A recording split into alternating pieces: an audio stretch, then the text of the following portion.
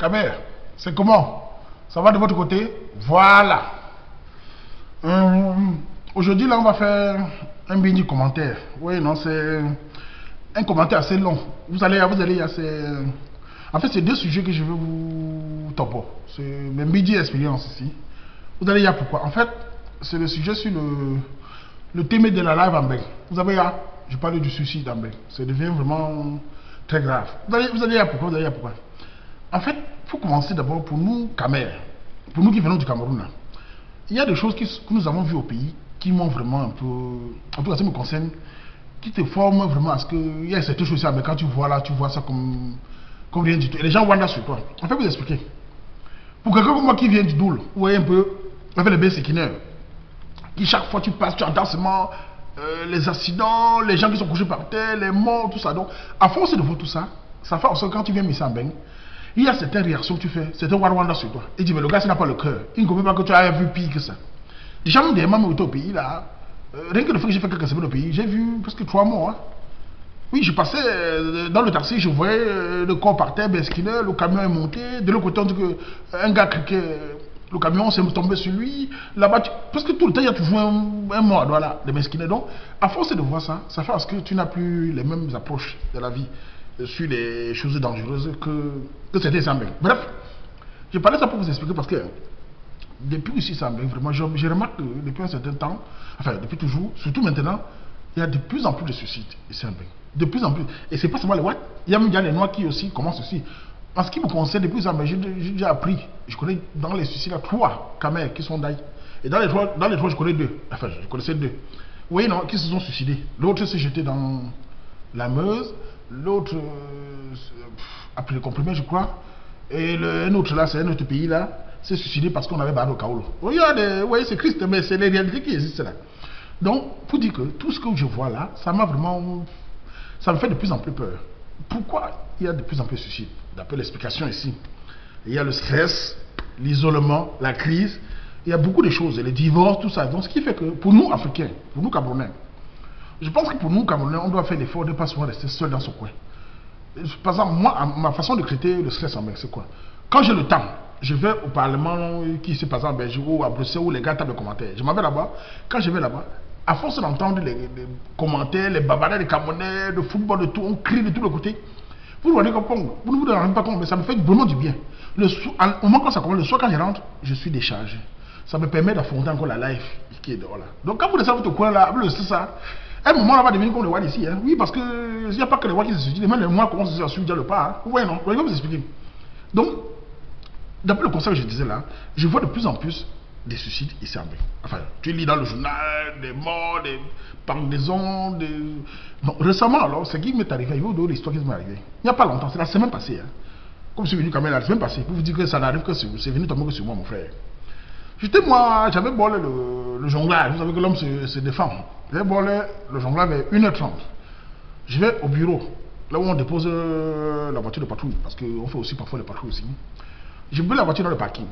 Et ça, je monte maintenant pour comment on peut marcher chez moi. Et là où j'étais, en fait, c'est un endroit où, c'est pas un endroit isolé, un endroit où il y a des maisons chics, là où c'est des appartements, immeubles là. Où il y a des barreaux là-bas, et un endroit bien éclairé.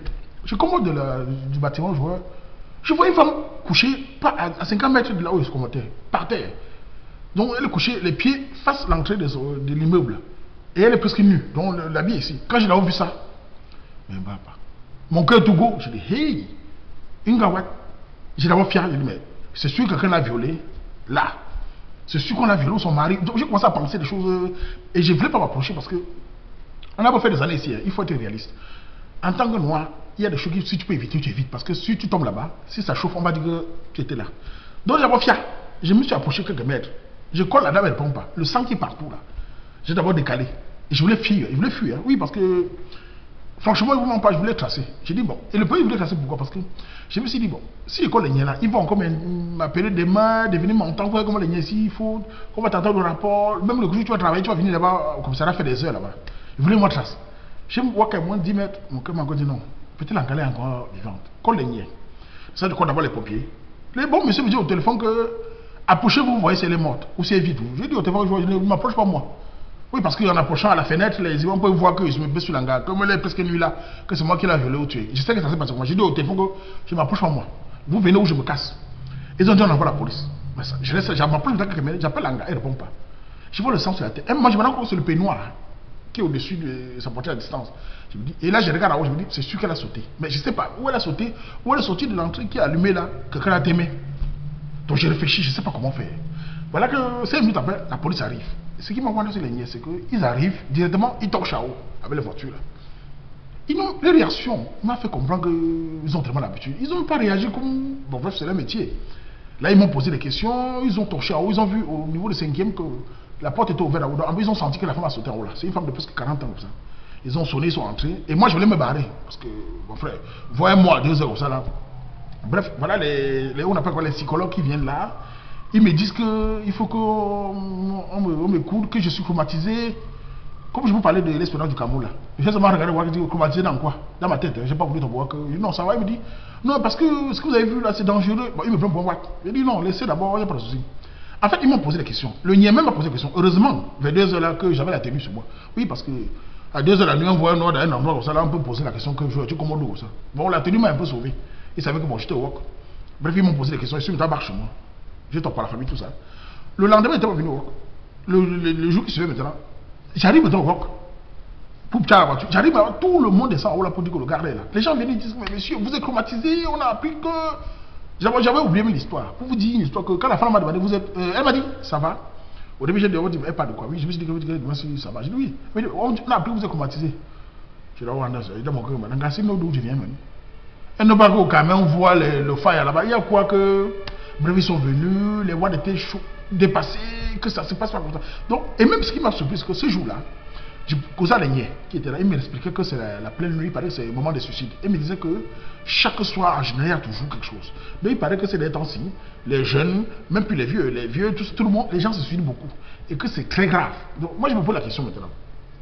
Pour nous, Africains qui sont là-dedans, avec cette allure où il y a partout, il y a que des suicides là, on va vivre comment dans ce monde ici? Donc, je pense que si nous, Africains, Camerounais, on ne tient pas vraiment des. C'est-à-dire qu'on s'isole toujours. On ne va pas pour. Parce que je considère que le fait de parler entre nous, là, parfois de parler avec des amis, tout ça, ça permet parfois d'oublier ses propres soucis. Si on continue comme ça, là, à mon avis, même les Noirs vont entrer dedans comme les Wada, parce que c'est chaud, hein? Ouais, non? Parce que moi, je ne comprends plus comment faire ici, là. Ça va un peu. L'histoire m'a un peu déstabilisé dans le sens que vraiment, c'est pas tous les jours on trouve un cadavre dans la rue, là. Donc, depuis le jour là, les Wada me regardent toujours comme des extraterrestres. Une autre va me demander, mais monsieur, vous n'avez pas l'air traumatisé, hein? Ça vous choque pas? Je ne peux pas le temps pour que maman vienne à Douala, tu vas voir comment les belles sécurités nous chouent le pépé là-bas. Pas de temps pour ça, ils me disent, ah, elle ne peut pas nous comprendre. Oui, non, c'est des choses comme ça qui me marquent. Et la deuxième histoire, alors, c'est une autre qui m'est arrivée il y a quelques années, hein, il y a 6-7 ans. Une fois là, j'étais avec des amis. En fait, c'était dans une voiture. On rentrait chez une famille de Watt. Il y avait le père Watt, la mère Watt, sa fille. Bon, le gars avait sa fille, voilà. Et avait son frère derrière. On rentrait dans un village là. Tard dans la nuit, il faisait nuit noire. Et arrivé, directement quelque part, on arrive, j'entends un grand bruit, boum, parce que j'étais à la cabine. J'entends un boum, boum, c'était un sanglier qui passait. La voiture a couillé un sanglier et la voiture a fait un tonneau. Pas un grand tonneau, hein, juste un petit truc, elle s'est mis dans le ravin. Et partout est sorti, la voiture criait. On sort de la voiture, moi je commande la voiture, je fais sortir les autres. Mais je vois comment les gars sont paniqués. Le père pleure, le fils pleure, tout le monde est paniqué. Mais joueur, tu sais ce que l'homme cherchait? Moi il fallait chercher moi le sanglier. Ah oui, attends. Moi, il fallait moi que le sanglier. J'étais moi avec ma torche, mon téléphone, de chercher le sanglier. Mais je vois, ils sont traumatisés. À un moment, le sanglier n'était pas mort. En fait, ça l'a cogné l'ego. Ma tête chauffait parce que le sanglier est parti. Moi, mon père n'était pas. Mon père était le bouillon joueur. Je pensais encore au bouillon. Et ça, maintenant, la police vient, tout le monde vient. Là. Ils prennent les gawan là, les psychologues, les suisses, tout ça. Le père lui-même est traumatisé, le fils est traumatisé. Un fils de 30 ans, il est traumatisé. Moi, on me demande que je veux des soins. J'ai dit non, laissez-moi comme ça. Ma tête était sur le sanglier. De ça, le chef de la police vient, il me dit, ça va monsieur? Je dis, oui, ça va, ça va. Vous n'avez pas l'air choqué là? Je dis, non, ça va, ça va. Il ne faut pas être choqué qu'il y a quoi? Un sanglier, il y a quoi, non? Venez voir le feu. Donc bref, je les comprends, c'est les pays, ils n'ont pas l'habitude de voir ce que nous on a vu. Donc ma tête était toujours au sanglier. Et moi, il dit, bon, il n'y a que bon. Dites-moi monsieur, le sanglier là, vous croyez qu'il est mort? Vous avez ce que le me dit? Il a senti, il croyait peut-être que j'étais en train de me soucier de l'animal. Il me dit, ah oui monsieur, c'est bien ce que vous dites parce que les animaux, c'est les gens qu'il faut protéger. En fait, ce qui s'est passé là, c'est qu'il n'est pas mort. Ils sont très robustes, les sangliers. À mon avis, il est calé quelque part. Soit il va mourir quelque part, soit... Donc c'est bien de penser à ça, monsieur. C'est bien. Dans ma tête, le jour là, quoi que je suis là pour les sangliers. Mon peur, c'est que je fais le bouillon quand. Mon peur était le bouillon. Donc il y en a pas, il y a ce qu'il voulait dire. Ouais, non. Ce qui fait que, après, je suis laissé au salaire. Tout le temps, le jour où on rentrait, enfin, la nuit où on rentrait à la maison maintenant. Tout le monde maintenant est gonant. Le joueur n'a rien lui. Moi, je pensais encore bouillon. Ma tête était que si j'avais la voiture, je vais voir la torche dans la forêt, il fallait le sanglier, mon ami.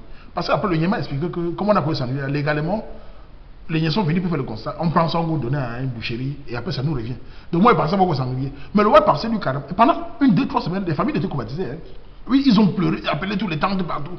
Et à un moment, les tantes sont venues, la famille sont venues me dire, mais pourquoi toi, tu n'es pas traumatisé? Donc, tu es allé, j'ai dit. Ça va, moi je n'ai pas l'habitude de paniquer comme ça. Mais il ne peut pas les expliquer que chez nous, on n'est pas habitué à ces genres de choses-là, que pour vous, ça vous choque. Pour nous, c'est comme si on disait bonjour. Ouais, non. Ce qui fait que nos expériences du Camer, que nous avons eu au Camer là, nous forment parfois à certaines choses ici là. Mais je pense que si nous, Camer ici, on ne fait pas attention, les commentaires, je pense que les commentaires qu'on a parfois avec les amis, partout, aller discuter en vrai là, ça fait du bien. Si on ne commence pas à discuter avec des amis, à rester tout dans son coin, le stress là va finir par nous gagner. Et on va entrer dans le système qui est. Voilà, et on va commencer à y aller. Pour ceux qui ont des petites possibilités, qui vont au Cameroun là, ça aide beaucoup d'aller au Cameroun. Hein. Ça permet de recharger la batterie joueur. Oui, quand tu vas au Cameroun, tu oublies un peu les factures. Quand moi qui ai été au Cameroun là, tu ne veux pas de hein, mais n'est monte seulement. Je ne veux plus rien savoir. C'est quand on revient ici, là, on dit, ah, on revient encore. Oui, non. Même vos enfants, il y a moyen, c'est le pays. Au moins, ils vont voir la différence de la vie. Ça peut les permettre au moins d'avoir une sorte de rebond au moment où ça peut mal se passer. S'ils restent tout ici, ils vont devenir comme les autres. Oui, je ne comprends pas comment quelqu'un peut être ici, là. Il a tout. Et là, comment on va te même là. On va te des appartements là-bas. Je dis, mais mon frère, là, des appartements, les Mongo. Avec ça, là, j'ai construit 3 immeubles au Cameroun. Et bien, se suicider comment, non, mon frère? Je dis, pas ça. Je pleure moi des appartements. Hein. Bon, d'accord. C'est pas très gentil ce que je dis, mais bon. Il faut être réaliste. T'aimer, c'est t'aimer. Il faut réfléchir. Nous, on sait qu'on va t'aimer un jour. Mais on va d'abord vivre. On va où? On peut penser qu'il y a quoi dehors. Je dis, tu as les doses à boire, ben, tu vis. C'est la vie, non? Ouais, non, quand même.